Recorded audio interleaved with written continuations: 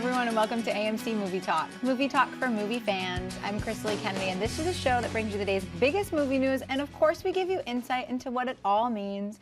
Joining us, as always, our fearless leader, Mr. John Campea. Greetings and salutations, everybody. Welcome to the show, coming to you live from our digs here at the Stream Studios in Hollywood, California. Thanks a lot, especially to you guys who are watching us live. Sit back, relax, and enjoy the show. We also have joining us today the director of the upcoming film, The Death of Superman Lives. What happened? Mr. John Schnepp. What's going on? It's raining in Hollywood for the first day and the first time all year. Right? So no one knows how to drive. Yeah. We also have joining us AMC's correspondent, Erin Darling. Hello. I'm excited for this rain because I'm obviously dressed really appropriately for it. Just want to say hi to everybody on the chat board today in the comment section. Thanks for commenting. You guys are all over the world, and it's super exciting for us. So let's get into the news. A couple of years ago, legendary director Ridley Scott began talking about his desire to make a sequel to his classic sci-fi film Blade Runner. Last year, original Blade Runner writer Hampton Fancher came aboard to pen a screenplay in what was called a story that takes some years after the original. However, since then, almost nothing has been heard about the project, and Ridley Scott went on to direct The Counselor, which is opening in AMC theaters on October 25th, and is already working on his next film, Exodus, based on the biblical narrative. However, in a recent interview, actor Harrison Ford claims that he and Scott are still talking about it, saying, "Yeah, we've been chatting about it. I truly admire Ridley as a man and as a director, and I would be very happy to engage again with him in the further telling of this story." John, at this point, do you think we're ever going to actually see a Blade Runner sequel? I'm reminded of this song that my mother used to sing to me when I was a kid. It goes something like this. Not a chance in hell. It goes something like that. I can't remember. Why my mother sang that to me as a kid, I'm not really sure. No, I don't think this is ever going to happen. Now, this has nothing to do with the fact that I said on the show the other day that Blade Runner to me is one of those movies that everybody on the planet loves that I don't actually care for. I don't know why I'm so dumb. All my friends who are smarter than me love it, and I just don't. But the fact of the matter is, look, Ridley did The Counselor. That's still yet to come out, and it's coming out in a few weeks. It looks amazing, by the way. I can't wait to see that. And then he's going right into doing Exodus, and that's going to be keeping him busy for a while. He's already in his 70s.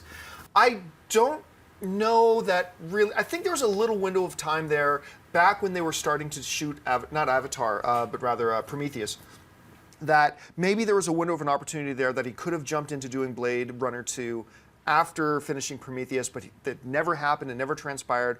And so, look, let's say all other things are being normal and equal here. We'd be looking at probably 3 years before he was going to start on that, and then 4 or 5 years before it would even come out. I just think the window for it has closed. That's just my opinion. Shep, what do you think? I'm going to differ. I think they're going to shoot it right after Exodus. I mean, they're shooting Exodus right now. I've seen some stills from it, so my guess is they're going to be wrapped with that in a few months. Maybe going to pre-pro and Blade Runner. I mean, I'd love to see a Blade Runner sequel from Ridley Scott and have Harrison Ford in it. I don't want to see a Blade Runner 2 without those guys involved. So if I have to see a Blade Runner is one of my favorite all-time science fiction films. I don't know what's wrong with Campea.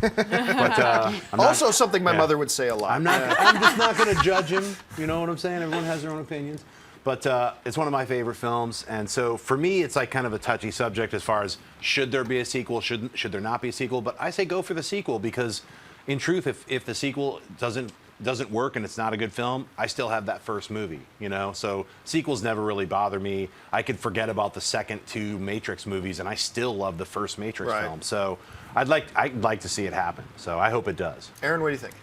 Well, I would love to see a Blade Runner sequel, almost more than any other sci-fi. I would love to see a sequel to this movie. However, I don't think we're going to get one either, and I don't think Harrison Ford would be attached if we are going to get one. Although he said that he would like to, the producers have also mentioned that this is probably unlikely because if they would make a second installment, it would be completely different than the first and a complete reimagining of the role and what's going on in that film. So I really don't think we're going to get a Blade Runner 2 with Harrison Ford. And considering how popular Blade Runner is, I mean, what else? What's Harrison Ford going to say? No, I don't want to go back to that crap. No, of course he'd say, yeah, I would love to be involved with that. Of course, that's what you say for the PR stuff, but it's possible. I just think unlikely. Hopefully, for those of you who do love it, Schnepp is right. What's next? Reports are circulating that actor Peter Dinklage, best known for his Emmy Award-winning role on Game of Thrones and will be playing Bolivar Trask in the upcoming X-Men Days of Future Past, has signed on to lead a new comedy for Paramount Pictures. The film doesn't yet have a title, but is said to revolve around a man who tells people that he's a leprechaun. Dinklage's X-Men Days of Future Past hits AMC theaters on May 23rd. Erin, how do you like the sounds of this new Dinklage comedy? I love it. You guys, I'm excited for this. I think it's a great role for him. We all know he can do comedy. He was fantastic in Elf as Miles Finch. My only hesitation, this is just a personal hesitation though, is that it's said to be in the vein of Bad Santa, which it was not a movie I loved. I thought that movie was okay, but I think that it could be really funny, has a lot of potential. Dinklage is amazing, so I think it's a great move. Schnepp?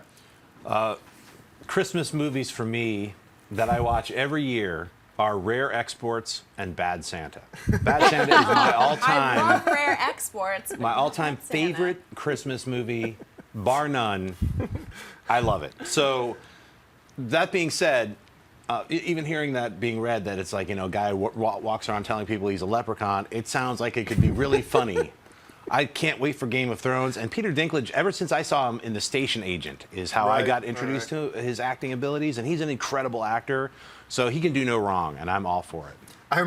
When I was first reading this story this morning, okay, a Paramount comedy, untitled, he plays a guy who tells people he's a leprechaun. I instantly lost. Look, I've actually been a little bit worried with how big Dinklage has got. I've actually been a little bit worried that we might see him in the next 5 years or so just do dramatic. Now that he's got a taste of the award season, now that he's got that Emmy on his shelf, that maybe he would just go that way. And we've seen him do some really funny stuff.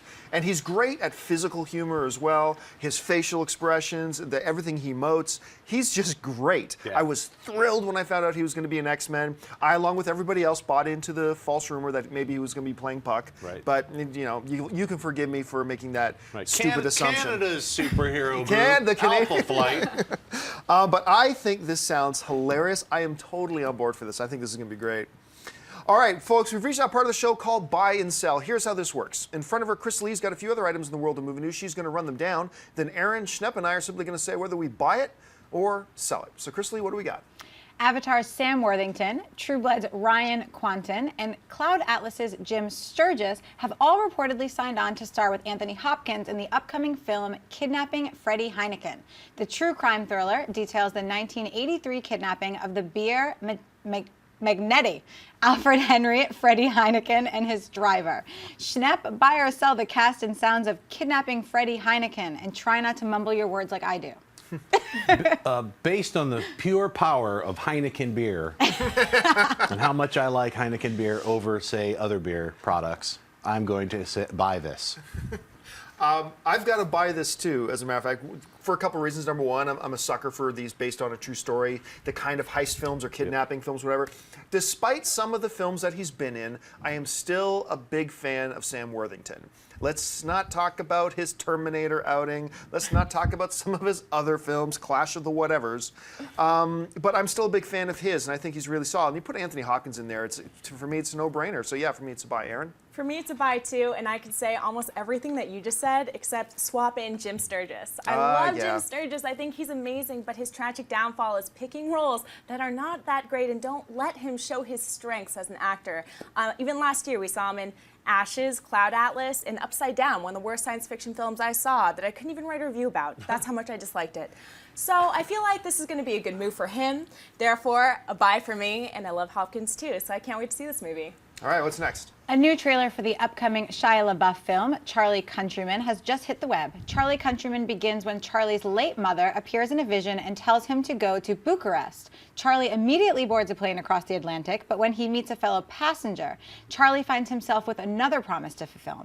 Charlie does so and falls head over heels in love with Gabby, a beautiful musician. However, a vicious gangster has already laid claim to Gabby and has no intention of letting her go. Determined to protect her, Charlie enters into the hallucinatory Romanian underworld filled with violence and, strangely enough, love. The film also stars Evan Rachel Wood, Mads Mikkelsen, Melissa Leo, and Rupert Grint. John, buy or sell the trailer for Charlie Countryman? I'm going to have to sell it, as a matter of fact. I did not like the trailer. I don't like these trailers that present themselves as, ooh, look how artsy my movie is. And that's kind of the feeling I got from it. But with that being said, I have heard nothing but great things about the movie. I've heard, like, a lot of my friends and colleagues have seen the film. I have not seen it yet, and they all rave about it. They say it's fantastic. So even though I don't like the trailer, and I got to sell the trailer, for me, this is probably another one of those situations that is happening all so often now, that a trailer that's not very good to a movie that is actually really good. So for me, it's a sell. Schnepp? For me, it's a buy. Give me those swirly trailer, psychedelic stuff. I'm a sucker for that kind of trailer, so I really love this trailer. I think Mads Mikkelsen is one of my favorite actors. I love Hannibal. I love Valhalla Rising. Check that out on Valhalla Netflix. Rising is so good. He's an incredible actor. Just his face, for 5 minutes you could watch it and you're like, what's he thinking before he beheads somebody savagely? And yeah, it just looks like a really fun, cool film. And Rachel Evan Wood too as well. It looks like a all-around great cast. So. Aaron? It's totally a buy for me. I was such a sucker for this trailer. I'm just like you. It looked amazing to me, and I've heard nothing but amazing things about Shia LaBeouf. And Evan Rachel Wood looks great. Yeah. I don't know why more people aren't talking about her performance in this movie, but I can't wait to see it. All right, what's next? Fast and Furious 7 director James Wan has hid his roots in horror, having previously directed such films as Insidious 1 and 2, Saw, and The Conjuring. Now, Wan has just given a title to his newest horror film that he's producing. The new film, directed by Will Cannon, has been titled Demonic. The story of Demonic centers on the aftermath of a horrific massacre. 5 college students brutally murdered inside a decrepit, abandoned home. Fresh on the scene, Detective Mark Lewis and the police department's psychologist, Dr. Elizabeth Klein, played by Maria Bello, question one of the few survivors who explains that they were amateur ghost hunters seeking out paranormal phenomenon at the abandoned house, believed to be haunted. But what started out as a harmless activity turned into something truly terrifying, and the suspect claims the responsibility doesn't lie with any of the inhabitants, but with the house itself. Aaron, buy or sell The Sounds of Demonic? I'm absolutely going to buy this. This movie sounds great, and I love the fact that James Wan, as a director, I really like him. I'm excited to see him branch out to other things, and I wasn't sure if he wanted to still have his hand in the horror genre, but I love the fact that he is, even if it's just as a producer. So I'm really excited to see where this movie goes. I love the synopsis, and I think James Wan can do no wrong, so I'm pretty excited to see this. Schnepp? I'm going to hesitantly buy it. I mean, Demonic, it's a fun title. It reminds me a little bit of like a trauma movie or something, like Demonic Toys or something like that. I would call it Harmful Activity instead of Paranormal. That would be my title for it. But yeah, you know what? I mean, I think James Wan has done such a great job with his last few horror films that as long as he's overseeing it, and he's not just like passing it off and being like a peripheral producer. And make sure that it has those kind of scares that The Conjuring did, then I'm going to see it. If it falls more into the realm of something like closer to like a Paranormal Activity type film, then I'll pass. So. Yeah, I'm going to buy this one too. I mean, this sounds interesting to me. And from what I understand, Wan was pretty involved in this one as a producer. I mean, this is still the director's film, but Wan was pretty involved. And I really like him as a horror director, actually. I've been into his stuff. The Conjuring is still a film. I'm still amazed how much I like The Conjuring. And you're right. I am very curious to see where Wan goes doing other stuff. How he will do on Fast and Furious 7 is going to tell us a lot about Wan in his future. Because if he can knock out of the park at Fast and Furious 7, and we already know he can do horror so well, I don't think we're going to see him do horror, though, as a director probably for another 3, 4, 5 years. But you're right. It's nice to see him still have his kind of hand in the pot a little bit. Not everything is all growth and expansion for Disney and Pixar. After just 3 years, Pixar has decided to close down their Pixar Canada operation. Pixar Canada had primarily been working on various Pixar short films and had over 100 employees. A representative for Pixar said the following: "A decision was made to refocus operations and resources under the one roof. Staff were just told today. Not great news, obviously. It was just a refocusing of efforts and resources to the one facility." Schnepp, buy or sell the closing of Pixar Canada?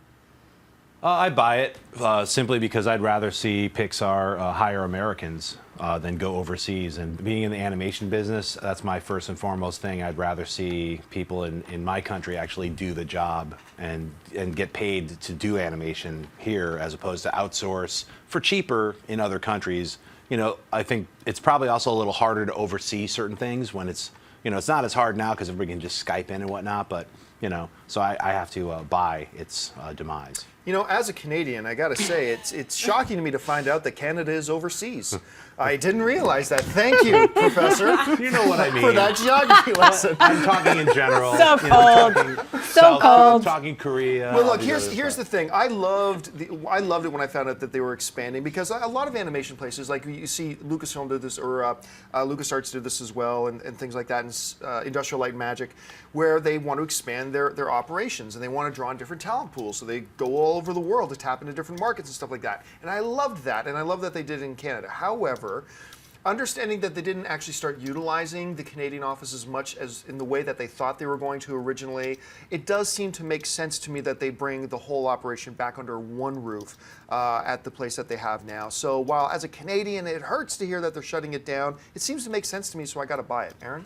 I'm going to sell it just from the viewpoint that I think we all like to hear people in our industry doing well and having the ability to create things, especially that we watch as consumers. So for that reason, I'm going to go ahead and sell that. All right, folks, listen, we've reached that part of the show for mailbag. Now, before we get into the mailbag, I'm going to let you know we are going to take a couple of questions from the chat board for those of you who are watching live. So make sure you start firing in your questions. Chris Lee's keeping her eye on those right now. But listen, if you've got a topic or a question you would like us to address on the show, either this show or our weekend mailbag shows, you can email us anytime at amcmovietalk@gmail.com. Once again, that's amcmovietalk@gmail.com. Every day we pull a couple questions out of the mailbag. Chris Lee's got a few of them pulled out. So Chris Lee, what do we got? Julio G writes, I've been a viewer for a year now. Keep up the great work. So my question is, do you think it's possible that we can see the Joker or be introduced to the Joker in the new Batman vs. Superman? I personally don't want to see the Joker for a while after The Dark Knight. I think DC WB shouldn't put him in a movie out of respect to Heath Ledger. Just wanted your opinion. Thank you very much. Bring on the filthy. I think I'm going to forever be haunted by that "bring on the filthy" comment that I made. I was wondering where it came from. When people tweet me now, it's like constantly with the hashtag "bring on the filthy." So like, I think that's going to be part of my life now for the rest of my life. Okay, well, a couple things. There's two parts of this email that I want to address. The first one is, do we think we'll see the Joker in the new Batman vs. Superman? I don't think that we will. I don't think there's any need to bring him into it yet. That'll be saved for a little bit later. But the part that interests me about your email is something that I hear a lot of people say. The whole thing about, no, don't use the Joker yet, out of respect for Heath Ledger. Really? Really? I mean, as far as I know, Heath Ledger did not create the Joker. He didn't write the character in The Dark Knight. There were a lot of people who played the Joker before him, some who have passed away, unfortunately. There will be people who play him after. Listen, when Richard Harris died, he was right in the middle of the Harry Potter series. He was playing Dumbledore. Did the filmmakers and Warner Brothers and the fans say, hey, take Dumbledore out of the future Harry Potter movies out of respect for Richard Harris? No, the character is bigger than the performer, and the story must go on, to paraphrase the famous saying. They have to move forward. When Cesar Romero died, did the animated Batman series say, okay, for the next year or so in our shows, we can't use the Joker in our animated series out of respect for Cesar Romero? No, you move forward and you move on. The character is bigger than the actor. Once again, the performance that Heath Ledger gave as the Joker, the single greatest performance in any comic book movie in history, fully deserved. There's some people who say, oh, he only got the Academy Award because he died, and people, no. He deserved that award that year, absolutely. It's mind-blowing and spectacular, but the Joker is still the Joker, and the Joker goes on. And if it fit the story for Batman vs. Superman, I'd say use the Joker. I was totally fine with them recasting the Joker for The Dark Knight Rises if they wanted to use the Joker. I'm glad they didn't, but I was totally fine if they wanted to. So I don't think they're going to use him because I don't think he fits into that story for Batman vs. Superman. They already seem to have a lot going on there.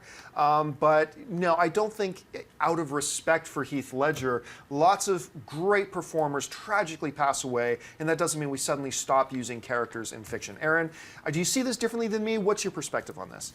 My perspective on the matter is, although I like the character of the Joker and I would love to see the Joker again, I don't know if I want to see the Joker right away. It has nothing really to do with Heath Ledger. I'm not sure how he fits into this universe at this point. And I think if they want to bring back that feel, they should introduce Harley Quinn. Let's bring her in. I didn't even think about that Harley Quinn on her own. That's actually a pretty cool idea. Because she's part of that whole side of the Joker, and why not use her as a character, as a villain? Maybe not in this film, but maybe in the future films. Schnepp? Yeah, I mean, I think the whole idea of like holding off out of respect for an actor who played a role, it doesn't really count. I mean, I get it that people say, out of respect for this, don't have him in there. But I mean, in The Dark Knight, they replaced Rachel, like played by someone in the first film, replaced by another actress in the second film. So that's just how things happen. If there's issues with actors, they get replaced. Look at Iron Man. Don Cheadle replaced. That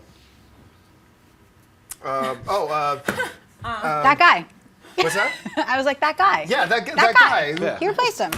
I had his name in my head until you said that. Now. I mind blanked him. Sorry, but yeah, people get replaced all the time. So I just don't think they'll use Joker simply out of it's too big of a story with Batman and Superman. Yeah. So that's probably going to lead to the formation of the Justice League. I don't really see them. I would see Lex Luthor being in it before the Joker. So, I agree. Yeah. But yeah, I agree. Why not bring in some of the other ancillary characters, Harley Quinn, when they introduce the Joker? It could be a cool, fresh way to reintroduce, with Ben Affleck's brand new Batman trilogy. All right, what's next? The Gerg writes, my question regards Gravity. I'm surprised Gravity made so much, seeing as I personally thought the trailers were kind of lame. That being said, my opinion may be swayed by the fact that the trailers couldn't really be much more than they were, and I saw them quite repetitively in commercials, so I was already bored of it. Opinion of the trailers aside, and have not seen it yet myself, do you think Gravity's success is due to having Clooney and Bullock as its stars? I remember John bringing up before that a star's name doesn't really have as much pull as it used to, and I wonder, is Gravity an exception? No, I don't think Gravity is an exception. I think there's a lot of different things that went into the success of Gravity on its opening weekend box office, but I don't think Sandra Bullock or George Clooney are those. I don't think big name stars are the big draw anymore. Look, Sandra Bullock just had a big comedy come out a few months ago in The Heat with Melissa McCarthy, made $39 million opening weekend. Why didn't that make $100 million? Because while she adds to the film, I don't think that was the reason. I agree that the trailers for Gravity started getting really, really repetitive. They just look the same. After seeing the movie, I understand why, because that's just going to happen. But there is no taking away from the first experience I had with the trailer. The first time you watch that trailer and you get that, oh, F me, they are screwed. I love that feeling from trailers and movies, like, they are totally effed. This is completely screwed, these people. Oh, and it blew my mind. Now, I wasn't as impressed with the second or third trailers because it was just more of the same, and now we understand why. But it was that trailer, that first trailer, and that concept that, because any of us who saw the movie or saw the trailer could put ourselves in that position. It's like, I would just kill myself right there. I wouldn't even wait for my air to run out, So I think that had a lot more to do with the success than the names George Clooney. For instance, before Clooney and Sandra Bullock, it was supposed to be Robert Downey Jr. and Charlize Theron. They were supposed to star in that film for a very long time, and then they had to back out and they got a new casting. And if it had been Robert Downey Jr. and Theron, that I don't think it would have changed the box office one bit. That's just my personal opinion on that. Schnepp, how do you see it? I think those two actors are bummed that they're not in this movie now. I absolutely That's what I would agree. say. But I agree. I purposely didn't watch any trailers after the first one because I was like, I've been waiting to see Gravity for like 5 years now. When it was first announced, I was like, that sounds amazing. So I've been really waiting to see it for a long time. And after that first trailer was so impactful and definitely disorientating, and I just knew I was like, I don't want to see any more. So for me, sometimes I like the first trailer. If it's so great, I don't want to see any more trailers because I'm already sold. I'm going to be there and I'm going to see it opening night. So I don't think Clooney or Sandra Bullock, though they are both great actors, I mean, they added to it. That's what I'll say. Like, sure, if it was some chimpy actor that I'm not into, like floating around for 2 hours, I might be like, I'll see it like later. I won't, that might have affected me. But because Sandra Bullock is such a great actress, and I loved her in The Heat, and she could play serious or comedy, she's just an amazing actress. She just added to the reason that I'm going to see it IMAX 3D. I can't wait. So I don't know if they actually added to. They were just like on par with an amazing concept and a great trailer. So, Aaron? I agree with you guys. I think that this was an amazing film. It was beautifully shot. It's such a visual spectacle, and I felt like the actors were almost accessories. I didn't feel like they were pivotal. I felt their performances were great. However, you could swap out those names and still have a movie just as impressive. So for that reason, I don't really think that the actors really brought in that star power that the box office draw. I think it was just the fact that this movie is ridiculously cool. It's a great idea. All right, folks. Well, listen, that's all the mailbag questions we have pulled out right now. But we're going to take a few minutes now and just, as most of you guys know, we actually broadcast this show live over the internet at 11 a.m. Los Angeles time. And so we've got a bunch of people in the chat board right now firing in some questions. So we're going to take a couple minutes and take some of the questions from the chat board. So Chris Lee is over there monitoring. Chris Lee, what do you have picked out? I have a couple picked out, and don't copy and paste, guys, because then I definitely won't pick your question. Eric Clay has some friends protesting the Ender's Game film because of the author's personal opinions. Now, the author's a producer for the film, so he was wondering, does he get a percentage of the money from the box office? And I want to take his question a step further. Do you think that the author's personal opinions will affect Ender's Games at the box office? You know, we actually talked about this on the show a few days, maybe a week or two ago, about the, you know, the political position of the guy, the original writer, who is listed as one of the producers on Ender's Game, and his position. And I'm not going to go into the subject here because it's not relevant, but I'll just say his position on it that is so controversial is that he's against gay marriage.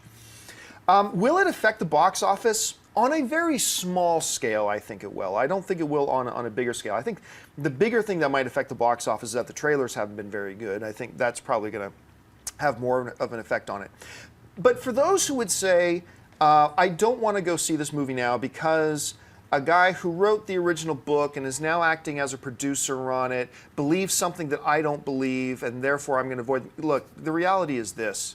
There are 1,000 different people involved with any single movie project. And if you really want to go through with a fine-tooth comb, every single person involved there, from the various studio executives to the 15 different producers, to all of the actors, to the director, to the writers, to the what. If you really want to go through with a fine-tooth comb, you're going to find some pretty disgusting crap at some point. And you are simply just not going to go see any movie. Like we talked about on the show yesterday, that I try to separate my feelings about performers, what they're like off screen versus the performance they bring to the screen. Right. Now, I will have exceptions, guys who beat women, people who murder, but those are really extreme examples.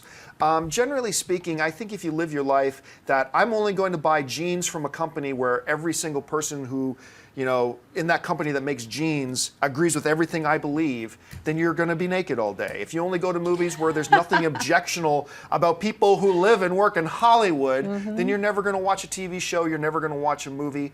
You may feel differently about that, and that's totally cool. I totally respect whatever opinions or views you have, but that's just the way I personally approach it. Schnepp, how do you see it? I was going to use Mel Gibson as a good example. Like, while his personal life and his things that he's done over the last few years really upset me, and I think he's kind of a jerk. Though I've never hung out and met him and had beers with him, and so I don't know him personally.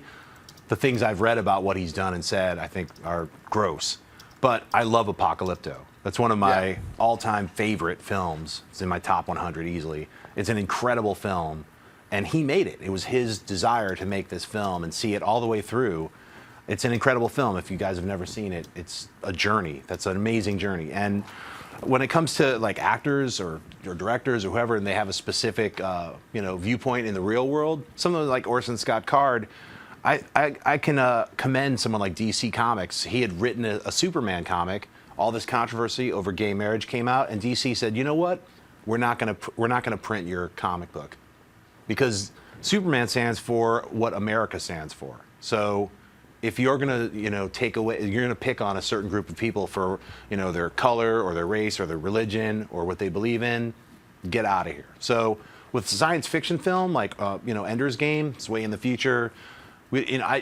His personal views, I don't know. I mean, like you were saying, like the trailer itself looks too much like The Last Starfighter, and the trailers themselves have not got me interested in seeing Ender's Game. I will eventually see it. I just don't want to support Orson Scott Card. I just think the guy's a goofball. So, that definitely, for me personally, affects me. Like, I probably won't see it until it's on cable, just because it's him. All right, Aaron? I'm not excited for this movie either. The trailers don't really interest me. I love Harrison Ford, and I will eventually see it, just like you, Schnepp. However, I really don't think that we can count on the writer's influence being too permeated into the script and what we're going to see ultimately. So I think it just comes down to who you want to support, what kind of movies you want to see get made, and the kind of content that you want to keep seeing, because that's where the viewers have power. So. And I think there is a difference between, like for instance, content in a movie versus something that one of the people involved with the movie happens to think or believe. Like, I believe in equal rights for women, and I may not be so interested in going to watch a movie about how women should stay in the home. I may not be interested in that movie. But if I find out that, the third executive producer on the film has some, really backwards thinking beliefs about women should never have jobs in the real world, it's not going to affect me from going to see the movie. If it's about something totally different. So I think there are two different worlds there. For sure, I agree. I mean, I think it's really gotten this particular film is blowing it into a certain thing where it's like it might not affect you if like, oh, the executive producer of this was like that, and hey. It's simply because it's the guy who wrote it. Right. So the whole reason that this film exists is because of this guy, and this guy himself personally is making a big stink about like trying to rouse all these, going to Congress and having, I think his viewpoint, he's trying to push his viewpoint and almost kind of attach it to Ender's Game. So I'm sure the studio's not happy with it. So, all right, what else we got? Chris Hartley writes, would we ever see a Flash Gordon remake? The VFX are better now, and I personally love the movie as is. What are your thoughts? Onward, my brave Hawkman, keep rockin'. yeah. I think as a recognizable, identifiable, marketable sci-fi brand, I think it only makes sense that at some point we're going to see a Flash. I actually know for a fact that in the past 10 years, there have been 2 separate attempts to get a Flash Gordon remake off the ground. And they kind of sputtered and failed, but lots of projects sputter and fail in the pre-production and development phase. I think it's inevitable. Now, I don't think there's any plans for one right now. I don't think we're going to see one between now and maybe 2018. But I think shortly after that, there's just such a desire and a hunger for good sci-fi. There's such a hunger and desire from the studio's point of view to have a recognizable brand name that works. It's inevitable. We will see a Flash Gordon at some point. Maybe the one we saw in Ted. Maybe that would be an idea. Schnepp, what do you think? The Sam Jones Flash Gordon is one of my all-time favorite fantasy science fiction films. I love that Flash Gordon. I love the Hawkman, Brian Blessed. I love the entire cast. I saw the movie when I was a little kid. I've seen it probably like 50 times, easily. It's an incredibly fun, campy, dorky film. Max von Sydow as Ming the Merciless. Nothing gets better than that. Queen's soundtrack is incredible. It is the most incredible soundtrack ever made. So, that being said, I'd love to see a new version of Flash Gordon. I mean, Sci-Fi Channel tried doing a series called Flash Gordon. I don't know if you saw it. It was horrible. It was horrible. So, I mean, just because, hey, we rebooted this, it could suck or it could be amazing. So I think, George Lucas used Flash Gordon as a reason to make Star Wars. Right. So Flash Gordon exists, and I'd love to see a revamp and a remake. I'd love to see it, in the next few years. I think it'd be great. Aaron? I love this movie too. I feel like parts of it I almost love for the wrong reasons because it is so campy and culty. No, those are the reasons you should love it. But that's also part of the reason why I think that we're due for a remake, and I think it could be a different type of movie now, and a movie that a lot of people would support. I know for sure I'd support it. So yeah, I'd love to see this movie be rebooted.